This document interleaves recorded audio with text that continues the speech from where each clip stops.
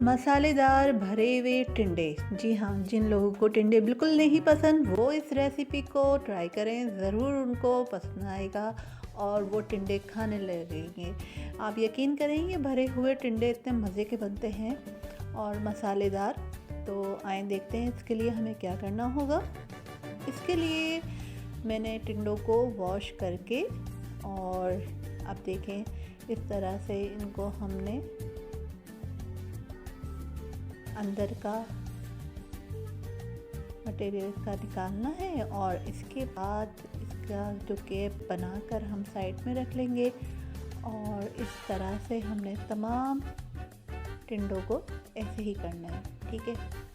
अब क्या है, ये देखें, इस वाले ओपनर से मुझे लगता है कि ज़्यादा अच्छे तरीके से इसका मटेरियल अंदर का निकल रहा है। तो आप इस भी छुरी चम्मच जो आपके पास हो औजार, उससे आप कर सकते हैं, ठीक है।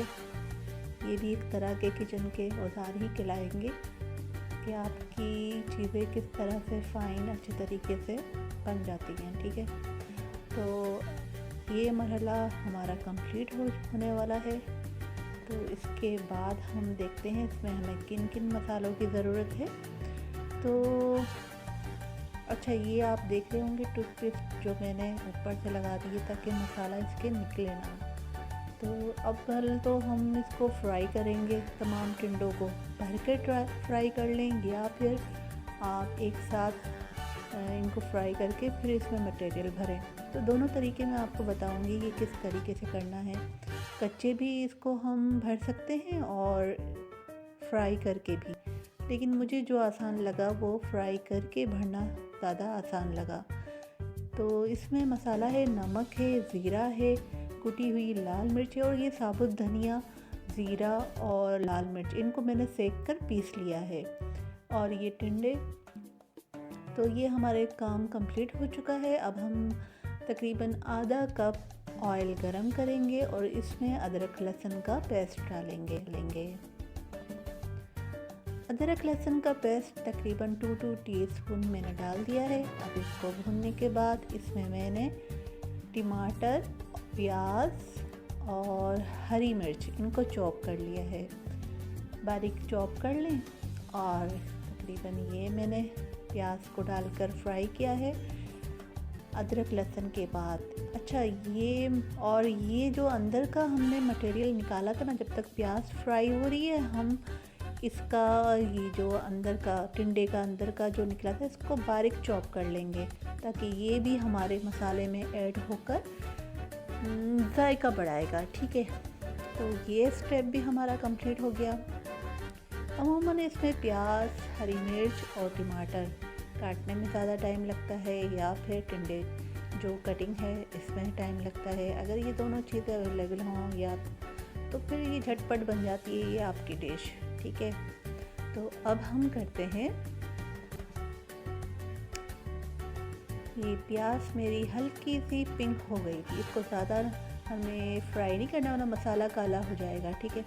तो टमाटर, हरी मिर्च और ये नमक है, कुटी हुई लाल मिर्च, ज़ीरा, धनिया, ये 3 चीज़ों को मैंने सेक कर वो ऐड किया है और लाल मिर्च, हल्दी, नमक, इनको ऐड कर दिया, ठीक है। तो ये हमारा मसाला ऑलमोस्ट कंप्लीट होने वाला है। तो अब हम इसमें वो जो टिंडे को हमने चॉप किया था अंदर का मटेरियल वो भी हम इसमें ऐड कर देंगे। जब ये ज़रा अच्छी तरह से भुन जाए, टमाटर, प्याज वगैरह ये सब, अब ये टिंडे का जो हमने चॉप किया था अंदर का मटेरियल वो भी हमने इसमें ऐड कर दिया है और इसको अच्छी तरह से भुनेंगे। तकरीबन इसमें 5 से 10 मिनट तो लगेंगे। तो ये जब तक हमारा कंप्लीट होता है तो वो देखें ये ऑयल ऊपर आ चुका है और जब मसाला अच्छी तरह भुन जाए तो देखें कितनी अच्छी मसाले की रंगत आई है। सब चीज़ें ये अब जान हो चुकी हैं। अब इनको हम टिंडों में भर देंगे। ये बहुत मज़े का बनेंगे और इसका जो मटेरियल है ये सादा अच्छा है। बहुत से लोग इसमें कीमा भी डाल सकते हैं, आप चाहें, अगर आपको पसंद है ये कीमा तो वो भी आप डाल सकते हैं, चिकन का भी डाल सकते हैं।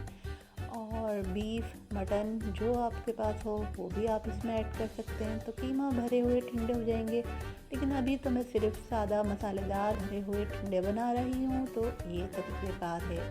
اچھا، یہ بھر کے اگر آپ آئل میں اس کو فرائی کرتے ہیں تو یہ بھی طریقہ ہے، لیکن مجھے جو آسان لگا ہے اسی کہ یہ جو ہم بھر کے بناتے ہیں نا، اس میں مسالہ نکل کر یہ طرح ہو رہا ہوتا ہے، لیکن آسان مجھے یہ لگا ہے کہ آپ ایک ساتھ سارے ٹنڈوں کو فرائی کر لیں اور پھر جا کر بھریں، تو یہ طریقہ بھی صحیح ہے۔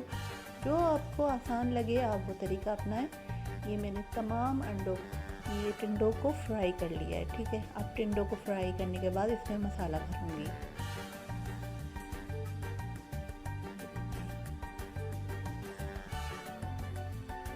اب اس کو ہم دیگچے میں رکھتے جائیں گے اور تقریباً 15 سے 20 منٹ کے لیے ڈھک کر رکھ دیں گے۔ یہ ہمارے مزیدار مسالہ بھرے ہوئے ٹنڈے تیار ہیں، تو 15 سے 20 منٹ میں اسے بھاپ میں اچھی طرح سے رکھیں۔ امید ہے کہ آپ کو میری یہ ریسیپی اچھی لگے گی۔ اوکے، اللہ حافظ۔